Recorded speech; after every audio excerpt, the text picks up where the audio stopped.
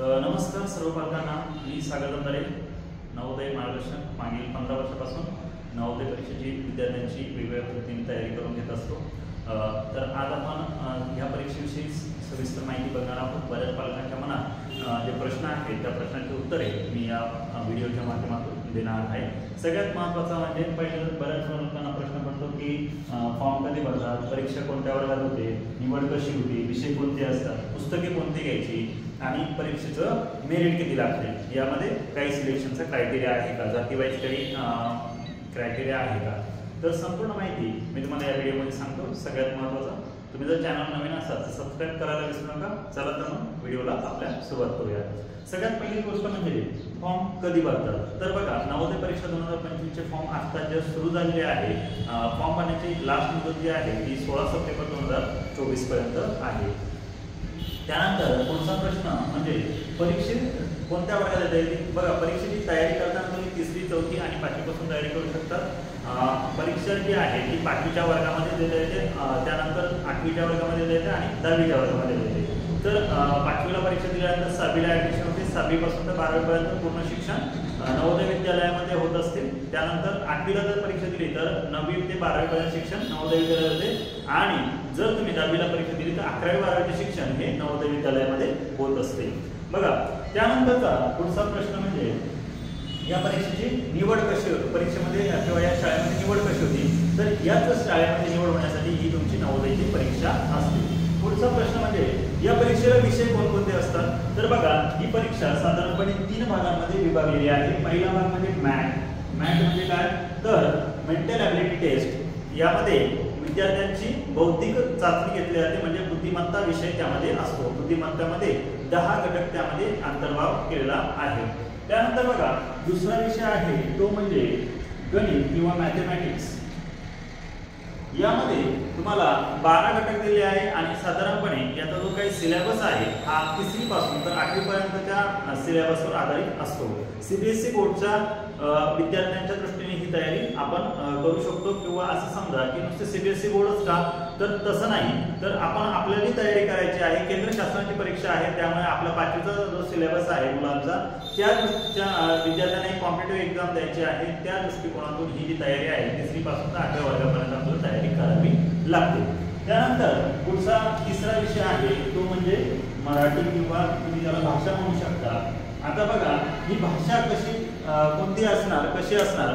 तर बघा, परीक्षेचं माध्यम तुम्ही जर मराठी निवडले असेल तर भाषा मराठी असेल, परीक्षेचं माध्यम इंग्रजी निवडले असेल तर माध्यम भाषा इंग्रजी असणार आणि परीक्षेचं माध्यम हिंदी निवडले असेल तर भाषा हिंदी असेल. मग तुम्ही कोणत्या मीडियम मधून ही परीक्षा देणार आहात हे तुमच्यावर आहे. त्यानंतर बघा, पुढचा जो काही प्रश्न आहे सगळ्यात महत्त्वाचा, पुस्तके कोणती घ्यायची. बघा, नवोदय परीक्षेचा आता ह्या वर्षी 2025 मध्ये जी काही परीक्षा होणार आहे त्यामध्ये सिलेबस बदललेला आहे. मागच्या वेळेस जो सिलेबस होता 2024 पर्यंत जो सिलेबस होता तो परीक्षेचा सिलेबस वेगळा होता, पण आता 2025 मध्ये आलेला नवीन सिलेबस हा वेगळा आहे. त्यामुळे पुस्तके जी आहे, बाजारात बरीचशी पुस्तके आहेत पण ती जुन्या सिलेबसनुसार आहे. त्या दृष्टीने तुम्ही वेगवेगळ्या पब्लिकेशनची पुस्तके बाजारातून घेऊ शकतात, पण कुठलेही पुस्तक हे परिपूर्ण नाही हे आत्ताच सांगतो. का परिपूर्ण नाही, तर परीक्षेचं जे तुम्हाला मी पुढे सांगणार आहे का मेरिट कसं लागतं त्यावरून तुम्हाला लक्षात येईल की परिपूर्ण का नाही असा शब्द मी का वापरलेला आहे.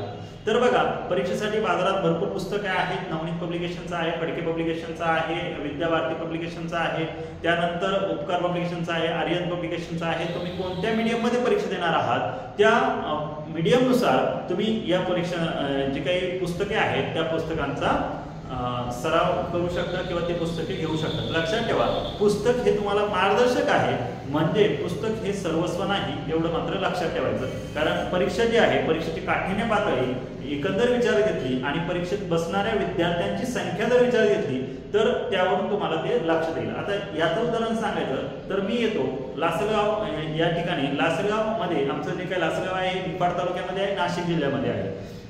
आता 2023चा जर विचार केला तर 2023ला नाशिक जिल्ह्यातून 19,600 पोरं परीक्षेला बसली होती. 20 मध्ये हाच आकडा 20,016 झाला. 24 मध्ये हा आकडा किती होता, 20,016 होता. म्हणजे आता जर 25 चालू आहे बघा 2025 चालू आहे, 24चा आकडा मी तुम्हाला सांगितलं की 20,016 झाला. आता 2025चा जर विचार केला तर कमीत कमी अजून 500 ते 600 पोरं यामध्ये नक्की वाढणार आहे. म्हणजे आणि लक्षात ठेवा सगळ्यात महत्त्वाचं म्हणजे काय, परीक्षेमध्ये विद्यार्थी निवडले जातात ते किती, तर 80 विद्यार्थी निवडले जातात, बरोबर. आपण जर 2013चा विचार केला तर 2013 मध्ये आपले 12 विद्यार्थ्यांची नवोदय परीक्षेसाठी 2023 मध्ये आपले 12 विद्यार्थी निवडलेले होते. 2024 मध्ये आता पहिल्याच यादीमध्ये आपले 13 विद्यार्थी निवडलेले आहेत. लक्षात ठेवा सगळ्यात महत्त्वाचं म्हणजे काय, तर परीक्षेची तयारी करताना आपल्याला गुणांचा विचार करावा लागतो. जो पुढचा भाग आहे आपला मेरिट किती लागतं, तर बघा परीक्षेचं मेरिट जे आहे 100 मार्कचा पेपर होतो. 100 मार्कच्या पैकी काही झालं तरी तुमचा ओपन कॅटेगरी जर असेल तर तुम्हाला 98च्या पेक्षा जास्त मार्क्स मिळाले पाहिजे. म्हणजे 100 पैकी 98च्या पुढे कोणत्याही तसेच मार्क मिळाले तरच तुमचा नवोदयला नंबर लागू शकतो. दुसरी गोष्ट, जर कॅटेगरी असेल तर मग किती फरक पडेल, कॅटेगरी असेल तर आणखी 1 किंवा 2 मार्क. म्हणजे काही झालं तर कुठल्याही कॅटेगरीत असेल तर 95 पेक्षा जास्त मार्क पडावे लागतील.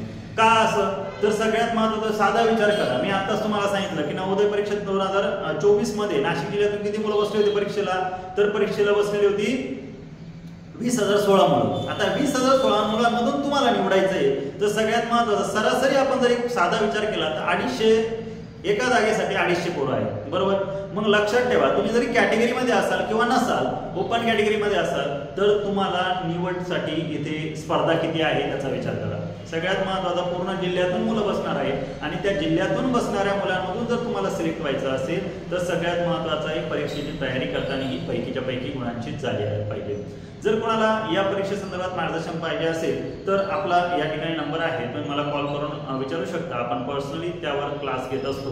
जर कोणाला जॉईन करायचं असेल तर तुम्ही त्यावर क्लास जॉईन करू शकता. ज्यांना जॉईन करायचं नसेल त्यांना आपला यूट्यूब चॅनल आहे, यूट्यूब चॅनलवर देखील आपण काही फ्री व्हिडिओ टाकलेले आहेत, तुम्ही त्यांचा देखील अभ्यास करू शकता. जर तुम्हाला हा व्हिडिओ आवडला तर इतरांबरोबर शेअर करायला विसरू नका. धन्यवाद.